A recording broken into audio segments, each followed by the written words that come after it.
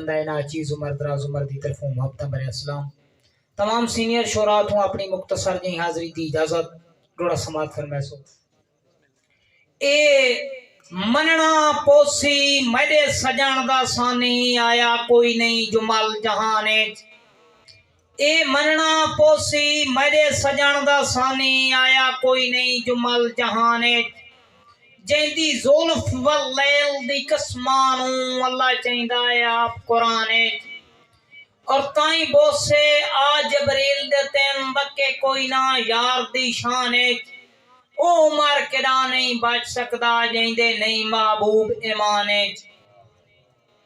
और भारा होंदा ही भार अज़मैशां दा दिल हस के सामना पौंदा है। बिन जुर्म कहनात दे वारसानू डेरा करबल लावना पौंदा है। रख उमर शरीर जवान पिसर छुरी हेठ समावना पौंदा है। सौखी मिसार दिशाई नहीं लप पौंदी पहले खूहे च ढावना पौंदा है। और गफलत दी पींग ते लटेक लटेक के मैं वक्त हुजूर खड़ा बैठा। नहीं दात आई मैं कुवरनी अरनी इसे कान को दूर खड़ा बैठा। जेड़ी दसी आए जगते जीवन दी मैं ओ दस्तूर खड़ा बैठा। और वार उमर पई निभदी है बस पार दा पूर खड़ा बैठा।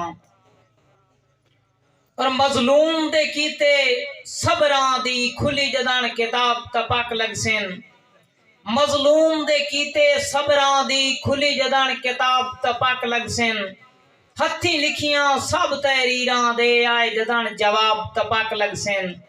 और आदिल दी उमर अदालत विच थे पेश जनाब तपक लगसिन।